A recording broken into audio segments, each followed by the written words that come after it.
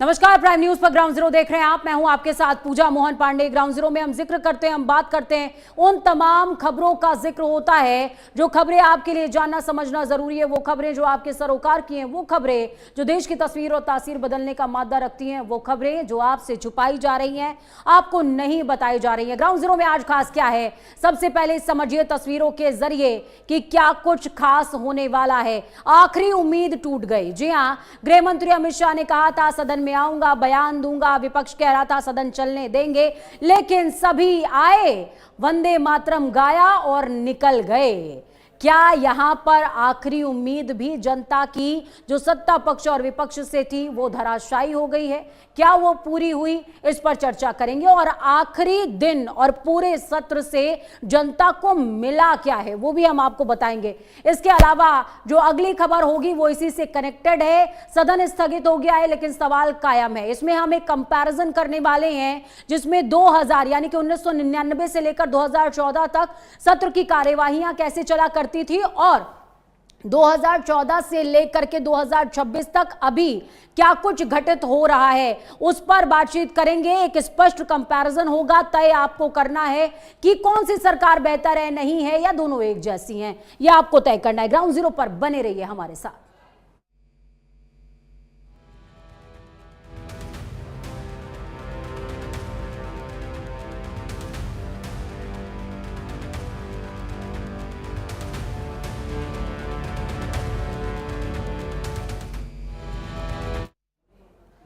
तो आपने देखा, आपने जाना समझा कि सदन में क्या कुछ चल रहा है। अब इस बीच एक तस्वीर मैं आपको सबसे पहले दिखा दूं। सेगमेंट की हम शुरुआत करें उससे पहले यह जानना आपके लिए जरूरी है, यह समझना आपके लिए जरूरी है कि आज सदन के अंदर आपने जो उम्मीदें लगाई थी क्या वो पूरी हुई हैं।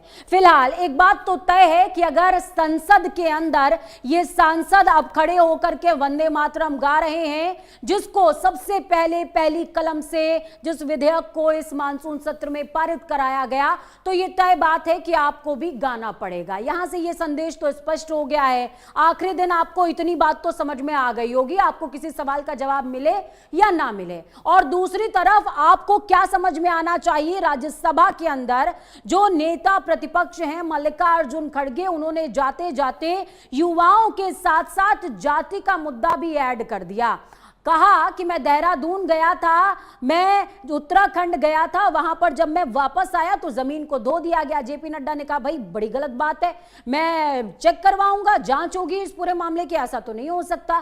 कुल मिलाकर के मामला जातिगत समीकरण पर आ चुका है। अब अगली तस्वीर आपको दिखाएंगे।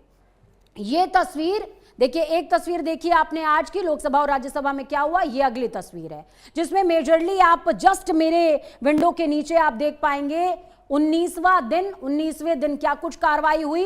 डे नंबर 1 से लेकर के 18 दिनों तक, और 19वें दिन भी, हालांकि थोड़े से सावधान मुद्रा में 19वें दिन खड़े नजर आए हैं लोग, लेकिन उसके अलावा मकर द्वार, सदन के अंदर, सदन के बाहर तस्वीरें तासीर एक जैसी, हंगामा चलता रहा। कहीं चंदा चोरी का जिक्र था, कहीं पर सवाल मांगते रहे, पूछते रहे कि भैया इस्तीफा दो, बयान दो। कुल मिलाकर के आपके मुद्दे कहां हैं ये आपको सोचना है।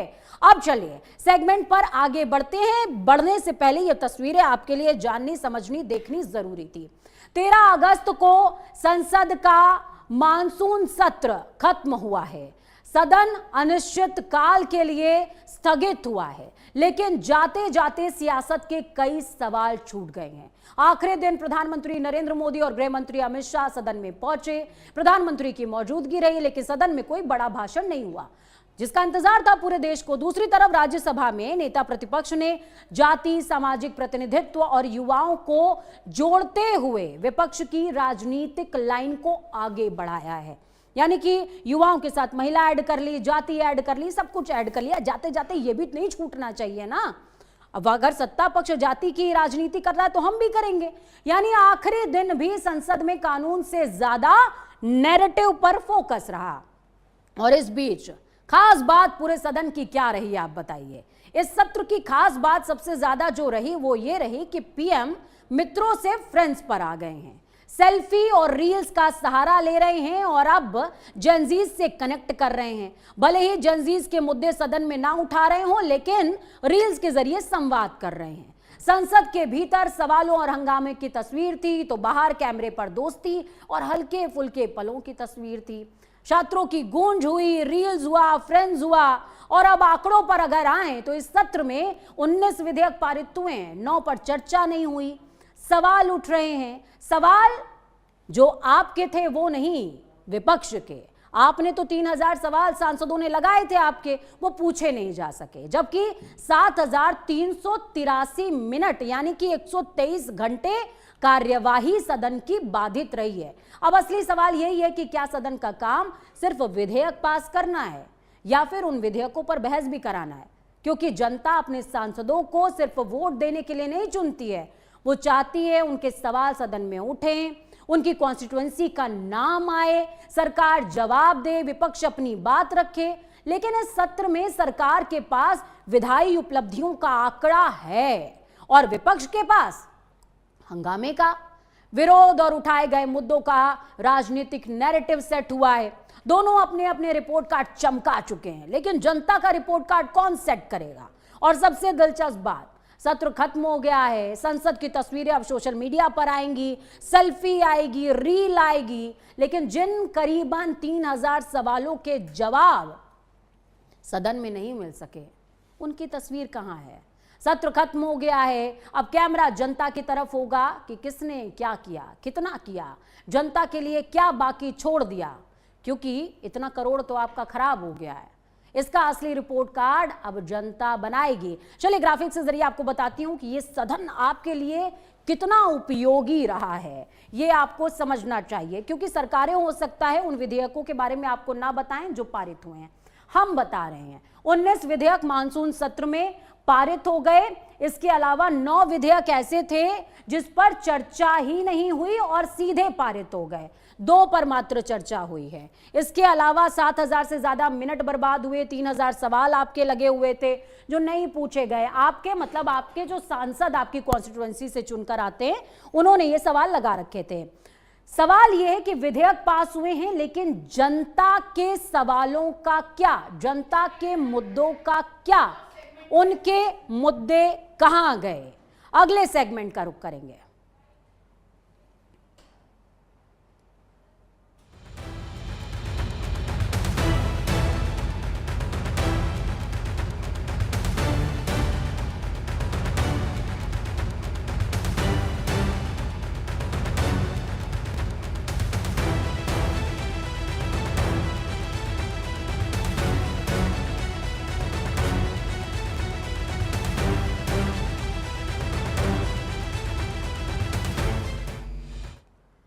अब ये जो सेगमेंट है ये बेहद दिलचस्प है, आपको 1 मिनट के लिए स्क्रीन छोड़नी नहीं चाहिए, क्योंकि सदन स्थगित हुआ है, जनता की उम्मीदें कहां गई, ये सवाल पूछा जा रहा है।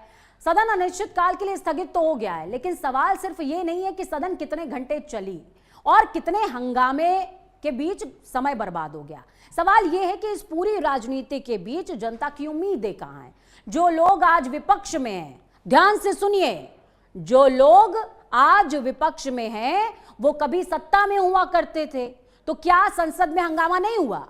क्या कार्यवाही बाधित नहीं हुई? और जो कल विपक्ष में बैठकर संसद चलाने की बात करते थे और आज सत्ता में है, ध्यान से सुनते चलिए एक एक शब्द, तो क्या तस्वीर उन्होंने पूरी तरह बदल दी है? यानी सत्ता बदलती है, चेहरे बदलते हैं, भूमिका बदलती है, लेकिन संसद में हंगामे की तस्वीर वैसी ही रहती है। वो क्यों नहीं बदलती? 2000 से लेकर 2014 यानी कि 2000 यहां पर 2000 का मैं जिक्र कर रही हूं, 1999 से लेकर 2014 के बीच 3 लोकसभाओं में 724 विधेयक पास हुए। 2014 से लेकर 2024 के बीच 2 लोकसभाओं में 354 विधेयक पास हुए। लेकिन दूसरी तरफ संसद के कामकाज का एक बड़ा हिस्सा व्यवधान की भेंट चढ़ गया। 14 से 26 तक करीबन 818 घंटे का समय बर्बाद हुआ है। 26 के मानसून सत्र में ही अगर बात की जाए तो 7383 मिनट यानी कि 123 घंटे की कार्यवाही बर्बाद हो चुकी है। और अगर 2.5 लाख के हिसाब से इसका आकलन कीजिएगा तो 18 करोड़ से ज्यादा पैसा है। लेकिन जनता ने अपने प्रतिनिधि सिर्फ हंगामा देखने के लिए नहीं चुने, वो उम्मीद करती है सड़क से सदन तक उसकी आवाज पहुंचे। महंगाई पर सवाल हो, एथेनॉल पर सवाल हो, रोजगार पर बहस हो, किसान, युवा, महिला, शिक्षा, स्वास्थ्य, सुरक्षा पर चर्चा हो और देश के लिए बनने वाले कानूनों पर गंभीर बहस हो। हर चुनाव में जनता उम्मीद करती है अगली सरकार बेहतर काम करेगी, अगली संसद ज्यादा जवाबदेह होगी। लेकिन अगर सत्ता में आने के बाद भूमिका बदल जाती है और विपक्ष में आने के बाद सवाल बदल जाते हैं, तो जनता की उम्मीद कहां जाए? सवाल सिर्फ सरकार या विपक्ष का साहब बिल्कुल नहीं है। सवाल उस मतदाता का है जो एसआईआर में कट रहा है, जो हर 5 साल उम्मीद के बाद अपना प्रतिनिधि चुनता है, संसद का सत्र खत्म होता है, लेकिन जनता का सवाल वही है। कुछ ग्राफिक्स ये आपके लिए बहुत इंपॉर्टेंट हैं, बहुत धैर्य के साथ में, थोड़ा सा लंबा हो जाएगा लेकिन बहुत ही धैर्य के साथ में इन ग्राफिक्स को आप देखिए, सुनिए, समझिए। सबसे पहले यहां पर 2014 से 2019 विधेयक पास हुए, सत्र फेल हुआ, ये मैं आपको बता रही हूं। 2014 से 19 के बीच में 133 विधेयक पास हुए थे। अब इसके बीच का खेल क्या है? 11 विधेयक में और कई बार बिना चर्चा के पास हो गए। ये सब कुछ हुआ 16वीं लोकसभा में। अब बात की जाए तो मात्र 9%। अब यहां पर 9% आपको किसका निकालना है? 122 विधेयकों का 9% निकालना है। और 2019 से 24 के बीच में जो 17वीं लोकसभा थी उसमें करीबन 20 विधेयक, मात्र ऐसे 20 विधेयक थे जो डिवीजन यानी कि वोटिंग पैटर्न को फॉलो करते हुए ही इनका कह सकते हैं कि नतीजा सामने आया। जबकि 35% बिल ऐसे थे जो मात्र 1 घंटे की भी कम चर्चा में पास हो गए। हंगामे के बीच में आपने सुना ना कि हाँ वालों की आवाज ज्यादा आई, ना वालों की आवाज ज्यादा आई, वैसे पास हो गए। अब 24 से 26, 18वीं जो अभी मौजूदा लोकसभा चल रही है उसके 2 ही साल हुए हैं। ये आप समझिए पहले साल में सिर्फ 11 विधेयक पास हुए हैं। और इसी तरीके से अगर दूसरे सालों की बात की जाए, 25 की बात की जाए, 2025 के बजट सत्र में 10 विधेयक पास हुए थे। इसको थोड़ा सा अलग अलग करके मैं बता रही हूं। 26 में अब तक दोनों सत्र मिलाकर के 23 विधेयक पेश हुए हैं। मानसून सत्र और ग्रीष्मकालीन सत्र दोनों सत्रों को अगर मिला दिया जाए, बजट सत्र को मिला दिया जाए तो 23 विधेयक पेश हुए हैं। इनमें से 5 पर, मात्र 5 विधेयकों पर चर्चा हुई है, बाकी सब बिना चर्चा के पास हो गए हैं। अब आप कहेंगे मैडम ये तो आपने कहानी का एक हिस्सा बता दिया, ये गलत किया। गलत कैसे करूंगी? 1999 से 2004 का आंकड़ा समझिए। ये 13वीं लोकसभा है, यूपीए की लोकसभा है। 297 विधेयक उस समय में पास हुए थे। यह आंकड़ा भी आपको समझना चाहिए, जानना चाहिए। इसमें रिकॉर्डेड वोटिंग की अगर बात की जाए 13वीं लोकसभा में, तो यहां भी रिकॉर्डेड वोटिंग यानी कि जो डिवीजन के थ्रू वोटिंग होती है वो भी बहुत लिमिटेड रही। ऐसा नहीं है कि इन्होंने बहुत ही एग्जॉस्टेड या फिर बहुत ही एग्जॉटिक, माफ कीजिएगा, काम कर दिया है कि आप इनकी जय जयकार करने लग जाएंगे। नहीं, 1999 से 2004 तक वॉइस वोट यानी कि जो आइज हैव आइज वाला बोला जाता है ना कि हाँ के पक्ष में हुआ और ना के पक्ष में हुआ, इसका व्यापक इस्तेमाल तब भी हुआ और अब भी हुआ। अब 2004 से 2009 यानी कि 14वीं लोकसभा जब आ गई थी तब के बारे में समझिए। 248 विधेयक उस दौरान पास हुए थे और इसमें भी ठीक वैसा ही कहीं ना कहीं चीजें आपको देखने को मिलेंगी। उस दौरान भी यही हुआ जो मौजूदा, लेकिन डिवीजन नहीं हुआ है। डिवीजन होना इंपॉर्टेंट होता है। ध्वनि मत कभी कभी जो माना जाता है कि ये जो विधेयक है इसको तो सभी लोग मान ही लेंगे, ऐसे जो विधेयक होते हैं उसमें डिवीजन इंपॉर्टेंट नहीं होता। जबकि 2014 तक का आंकड़ा समझिए, 179 विधेयक, कईयों में बहुत लिमिटेड टाइम की चर्चा हुई, कईयों में चर्चा ही नहीं हुई। अधिकांश विधेयक बिना रिकॉर्डेड वोटिंग के पास हुए। जहां जहां रिकॉर्डेड वोटिंग लिखा है आपको डिवीजन समझना है, बिना डिवीजन के वो पास हुए हैं। अब आपको एक बहुत ही दिलचस्प आंकड़ा मैं बताने जा रही हूं, वो दिलचस्प आंकड़ा आपको जरूर देखना चाहिए। देखिए ये तस्वीर आप देख रहे हैं 2000, इधर हो सकता है ये मेरा दायां हाथ है तो आपको बायां नजर आए। 2000 से लेकर 2014 का आंकड़ा समझिए। कामकाज आपके बर्बाद किए हैं या आपके पैसे हैं। और 2014 से 2026 के बीच में कितना काम हुआ? 2000 बात करें तो इसकी जो कीमत है 1061 करोड़ रुपए से ज्यादा होती है। और सोचिए अगर 1161 करोड़ रुपए देश के विकास में लग जाए तो वो कितना पैसा होता है, कितना पैसा होता है। इतना पैसा होता है कि कई कई राज्यों का भविष्य स्वर्णिम हो जाएगा, कई बच्चों का भविष्य स्वर्णिम हो जाएगा, और शायद 94,000 स्कूल जो बंद हो गए हैं ना, उनके बंद होने की नौबत भी ना आए। जहां मिड डे मील नहीं मिल रहा है बच्चों को, वहां मिड डे मील मिलने लग जाए। ये वो आंकड़े हैं जो आपके जहन में होना चाहिए। ये वो आंकड़े हैं जो सरकारें आपको नहीं बता रही हैं, छुपा रही हैं, वो आज आपके हितैषी बने हैं। लेकिन ये आपको समझना पड़ेगा, सिर्फ रील बना लेना और छात्रों की गूंज कर लेना हितैषी नहीं होता है। धरातल पर काम करने पड़ेंगे, धरातल पर सुधार होना पड़ेगा। चलिए, मेहमान हमारे साथ में जुड़ गए हैं। अमित तिवारी जी राजनीतिक विश्लेषक हैं, बहुत ही शानदार बोलते हैं। अमित तिवारी जी, बहुत स्वागत है आपका। स्वागत के साथ सवाल, सत्र में उम्मीद थी आखिरी दिन की मंत्री जी आ रहे हैं, बोलेंगे, बोले नहीं। रील पर बोलना उन्हें ज्यादा पसंद है, सदन के अंदर बोलना नागवार गुजरता है शायद। बात को रखा है, सबसे बड़ी चीज है कि रील्स आज चाहे पक्ष हो चाहे विपक्ष हो, रील्स दोनों के लिए महत्वपूर्ण है कि वो, क्योंकि जनता देखती है जब स्क्रॉल करके, तो वो 2 मिनट की भाषा, वो जो अमित शाह की जो टोन है, चाचा बैठ जाइए, बाबा बैठ जाइए, और इस तरह से जब वो बोलते हैं तो लोगों को बड़ा अच्छा लगता है कि देखिए कैसे धमका दिया। लेकिन जब एक हाइप क्रिएट की जाती है संसद में, माननीय जो संसदीय कार्य मंत्री किरण रिजिजू जी के साथ, तो जब वो एक हाइप क्रिएट करते हैं कि अमित शाह जी आएंगे, आपको सुनना पड़ेगा, आपको बैठना पड़ेगा, तो माननीय नेता विपक्ष कहते हैं कि मैं कोई बच्चा थोड़ी ना हूं कि मैं आपके लेक्चर सुनने के लिए यहाँ बैठूंगा। आपको मुद्दों की बात करनी है, जो छात्रों की बात करनी है, छात्रों पे जो लाठीचार्ज हुआ है उसकी आप बात करिए, अपनी बात को रखिए। संसद से आप आखिर जो है 15 दिन 20 दिन से क्यों गायब है? सबसे बड़ा मुद्दा है कि ये वाकई एक सीरियस मुद्दा है कि इतनी बड़ी बड़ी घटनाएं हो जाती हैं और माननीय गृह मंत्री जो है संसद में इसका जो है सदन में आके अपना जवाबदेही नहीं तय करते हैं, जवाब नहीं देते हैं। लगातार जो है विपक्ष को एक मौका मिलता रहता है कि वो अपनी बात को जो है दूसरे तरीके से रखे, और या फिर माननीय जो गृह मंत्री हैं, क्या वो इंतजार कर रहे थे कि जो जिस तरह से घटना जो झारखंड में हुई है 10 अगस्त की, क्या उस घटना का 20 जुलाई के बाद जो है 10 अगस्त का इंतजार किया जा रहा था कि ऐसी कोई अमानवीय चेहरा जो है किसी और सरकार का जब आएगा तो मुझे बोलने में बहुत अच्छा लगेगा, ताकि मैं लोगों को टोक पाऊंगा और अपनी बात रख पाऊंगा, और जो जनता है, जनता में एक मैसेज जाएगा कि भारतीय जनता पार्टी जितनी तरीके से दिखाई जाती है कि हमने लाठी डंडा बहुत बेरहमी से मारा, उससे ज्यादा बेरहमी से, उससे ज्यादा कील वाली तारे, हो सकता है कि एक बैरिकेडिंग में वो कील की तारे लगी रही हो, लेकिन आपने देखा होगा कि उसको भर भर के बड़े बड़े जो है नेशनल मीडिया में दिखाया गया और सारा नेशनल मीडिया वहां पहुंच गया। सबसे बड़ी बात है कि पूजा जी, मैं इस बात को साधुवाद करता हूं कि वहां पे जब 20 दिन यहाँ पे जंतर मंतर पर लोग बैठे थे तो नेशनल मीडिया वहां नहीं पहुंचा था, लेकिन जब झारखंड में कोई घटना होती है तो वहां पे सारा नेशनल मीडिया बैठा हुआ, जो मीडिया यहाँ जाने के लिए तैयार नहीं था, जो कि नाक के नीचे था। संसद से चंद कदम की दूरी पे जंतर मंतर है, वहां तक से, और दिन भर वहां पे बड़े बड़े मीडिया संस्थानों के जो पत्रकार हैं, कैमरे हैं, वहां लगे रहते हैं। नेता मंत्री को सदन चल रहा था उसको कवरेज करने के लिए खड़े रहते हैं, उनकी गाड़ियों के पीछे भागते हैं, लेकिन जंतर मंतर पे नहीं गए। शायद जंतर मंतर पे जाते तो 20 जुलाई वाला जो अमानवीय चेहरा था, चाहे वो मैं अमित जी ये समझना चाह रही हूँ कि देखिए, ये तो हमने बात कर ली कि कोई झारखंड जाता, कोई जंतर मंतर चला जाता, ये सब अलग के मुद्दे हैं।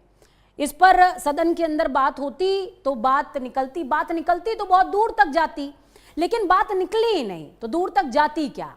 अब सवाल मेरा ये है आपसे कि सदन के अंदर ये सब कुछ जो घटित हुआ, हम सभी जानते हैं कि कुछ ऐसे बिल हैं, सदन की जब स्टार्टिंग थी तो ये खबरें सामने आई कि 7 विधेयक पटल पर रखे जाएंगे, लेकिन आज हम बात कर रहे हैं कि करीबन 19 पास हो चुके हैं। अब मैं ये समझना चाहती हूं कि सदन का जो इतना समय था, 7,383 मिनट समथिंग मैंने ये चलाया है अभी स्क्रीन पे, इतना समय बर्बाद हो गया, 123 घंटे बर्बाद हो गए, लेकिन विधेयक कितने पारित हो गए, ज्यादातर बिना चर्चा के पारित हो गए, हंगामा भी चलता रहा। आप इसमें पक्ष विपक्ष की भूमिकाओं को कैसे देखते हैं? जनता को यहां पर क्या समझना चाहिए? क्योंकि खबरें तो वो रोज देख रहे हैं, पर जनता को क्या समझना है, उनको अपनी दृष्टि कहां रखनी है?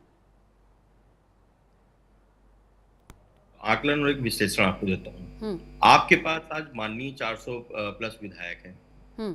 अगर वहां पे आपने 800 सीटें बनवा दी हैं, जो डिलिमिटेशन की और सीट बढ़ाने की बात हो रही है, तो 850 जो विधायक होंगे, ये सॉरी माननीय सांसद होंगे, उनके ऊपर जो खर्चा होगा, जो सालाना खर्च होगा, वो कितना होगा? पहले तो 350 आप बढ़ा रहे हैं, उनपे कितना खर्चा होगा उसको भी आप जोड़ लीजिए।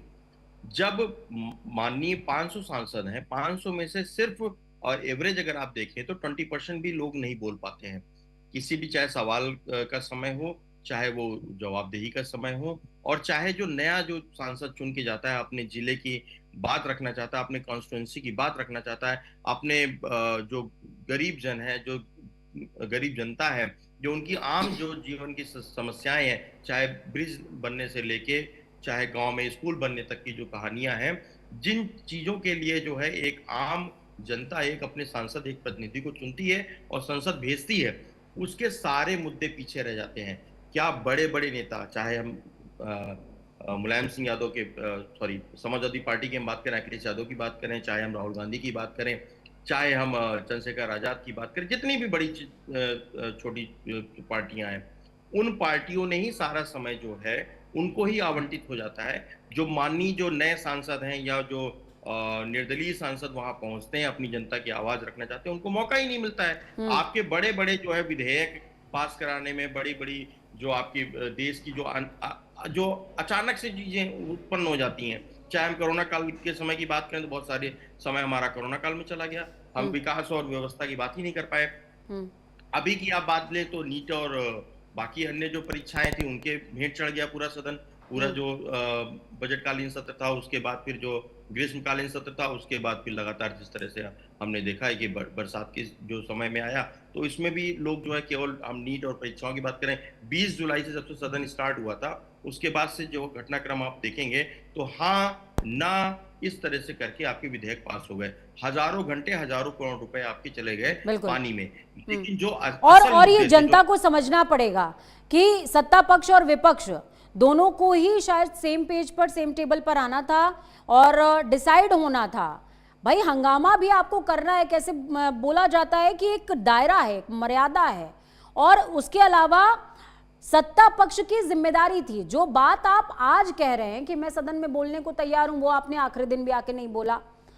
क्या बोलना चाहते थे आप जो आप नहीं बोल पाए? 20 दिन आपको कम पड़ गए, पूरे 3 हफ्ते आपको कम पड़ गए, और जब आपको बोलना है तो आप रील्स बना रहे हैं, आप मकर द्वार पर आकर के बोल रहे हैं, मीडिया से बातचीत कर रहे हैं, आप सदन के अंदर ये बात नहीं बोल पा रहे हैं। अरे आपकी सदन है, आपका देश है, और अगर देश की सदन के अंदर देश के नेता ही सुरक्षित महसूस नहीं कर रहे हैं आने में, तो देश की जनता कहां चली जाए, कौन से देश में शिफ्ट हो जाए? ये बहुत बड़ा सवाल है।